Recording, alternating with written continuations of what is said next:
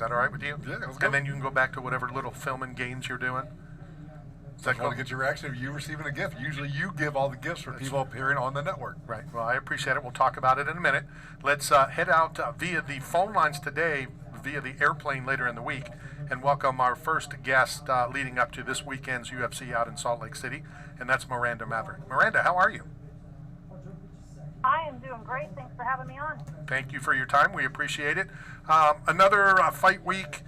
I'm always curious as to whether an athlete changes up fight week, or do you try to keep it consistent? Do you try not to think about, the task at hand, which is, 4 days away? How do you handle fight week, and is it different? I envision every day exactly how fight day will be. I try to train like the fight will be, even when I'm warming up and when I'm cutting weight.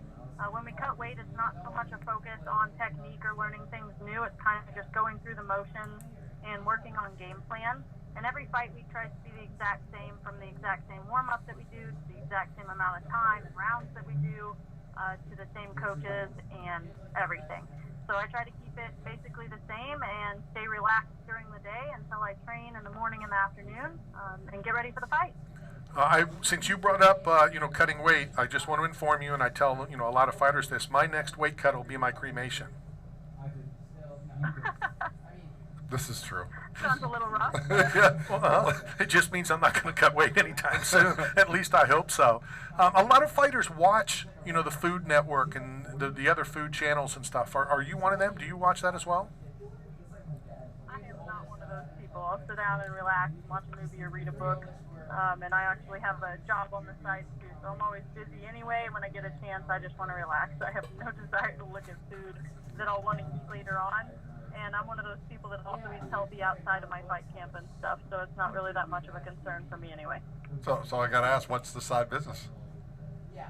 Or the side job? I work for the Hershey company, actually, like the chocolate company of all places, as a statistician on their media marketing team. What? What? How did you get this dream job? Is there a golden ticket? Can we apply? Unfortunately not, but I think they have a lot of jobs online if you want to check it out. Wow. That's a job, Randy. Well, again, I'm good at eating. Because in your cremation, you'll just melt. You don't want to get burned. That's funny. Before I talk, we talk. Go. But I... Before we talk about the task at hand, the fight on Saturday, talk about the move to Norfolk. I was stationed in Norfolk before you were even born. I think I want to go back and see what it's like. Talk about the city and Old Dominion. Yeah, so actually I live in Denver now. I've been living in Denver for a couple of years, but started out in Missouri. That's where I was born and raised pretty much. Traveled around a lot as a kid. During grad school, I found my way to Norfolk. ODU was the school that I accepted for my master's, technically PhD program, but ended up getting my master's there.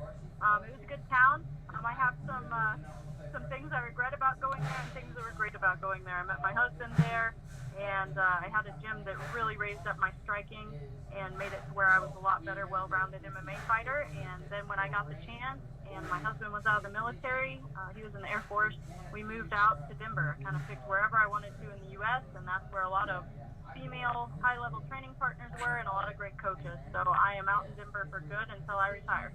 If I remembered, and I know Matt would bring this up anyway, if I remembered where I would have left my car, I literally left a car on the side of the road in Norfolk when I was in the military. If I remembered where it was, I would have asked you if that was anywhere near, but I have no clue where it was left. I'm sure you have some Denver references as well. Say it again? So it's still racking up some pictures up there somewhere. Probably.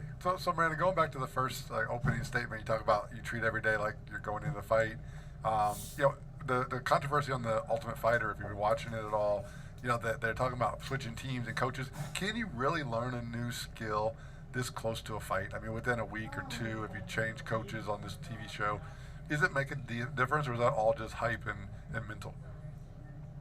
I think that it can make a difference if it's a game plan. I don't necessarily think you can make it, if you have no idea what it is or if it's not part of your already known toolbox, I don't think you can learn it to apply it that quickly.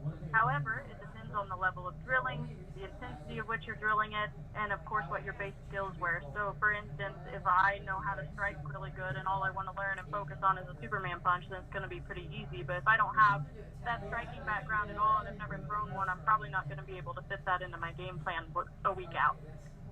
Sure. No, that makes sense. Interesting. Absolutely. Real quick turnaround for you. Just seemed like you were just in the octagon. Did you? Well, after talking to you for the past couple of minutes, I'm sure you didn't take a day off. No, not really. I got done with that fight. I actually went home to see family for about a week, but I was still training then and teaching seminars. Then I went and traveled along the East Coast for 2 weeks, and I was traveling seminars, and the last week I was actually just training down in Florida to get some cross training in at Goat Shed MMA, and so got really good training there, was training really hard, and then, let's see, I think a day after I got back to Denver, I got the call. I was like, sure, let's go. So Miranda, this was way before your time, but I actually lived in Denver back in 01 to like 07. Obviously, the UFC started there, so a lot of the first, fighters came out of that area. So what gym are you training out of in Denver right now? I am training at Easton Training Center with Elliot Marshall leading it, and I train at Pound for Pound Muay Thai with Justin Houghton leading it. They've both been around a long time. Elliot was a light heavyweight in the UFC, and Justin was on the Tough Show at one point, and he trained with, I'm losing it right now, sorry. That's okay. Is that John Combs? Is he out of that same gym? No. Okay. I thought he was out of the Trying to drop names. He's a friend. I got a call. Justin used to train with Dwayne Ludwig. That's right. Oh, Dwayne Ludwig. Oh, yeah, okay. sure. I was just out at his gym not too long ago. Talk about your opponent for Saturday night. Priscila is a good fighter. She's one of those tough fighters that you can't just put away or go in and be like, oh, I'm going to get a finish fast and easy. Like, I'm ready for this to be a slow burn if need be. But I'm also ready to take advantage of her fairly one-dimensional self, which is basically hard striking, coming forward like a bulldog, and not stopping. And I plan on exposing that, taking her down, and really using my ground game to win this fight. But if I need to, I'm prepared for the stand-up as well, to throw back, get in there, and change up levels and move it all. How aware are you to the crowd noise, and depending obviously on where in the card? Like I hate going and having an empty seat. I'm there. I've been there since UFC 1. This is my love. This is my passion. When I see empty seats, and it bothers me. Are you aware, of the crowd size, the crowd noise, or are you so focused during a fight, none of that even matters? I don't like to say none of it matters because I love the fans being there. I love the cheering. I love the boos. I like it all. But at the same time, when I'm walking out, I don't really pay attention to who's there, who's not there. In fact, it's sometimes the best when it's at the apex and I can hear my coaches that clearly. Because when I go into that cage, I focus on that opponent and my two corners and sometimes their corners as well. That's it. So like a max of 5 to 6 people. Aside from that, I don't really care. I don't really pay attention until after the fight. And I like it as well, whether I'm there in person or whether I'm watching. I like the Apex better for the same reason. You can hear more. You can hear coaches. You can hear some stuff that you obviously can't hear unless you're, sitting in row 1, sitting cage side. Miranda, I appreciate your time. Thank you very much. Enjoy yourself. Have fun on Saturday. I know that we have your address. We're going to send you a care package from 8 Man Strong, as well as a box from Bucked Up Energy Drink as well. Thank you so much. It's really exciting, and I appreciate you guys having me on. Thank you for your time. Enjoy the week. Enjoy the process. And that is Miranda Maverick getting back in the octagon Saturday night in Salt Lake City. Let's go hit a quick break. This is Knockout Radio, brought to you by 8 Man Strong, Staff Zone, and Bucked Up Energy Drink.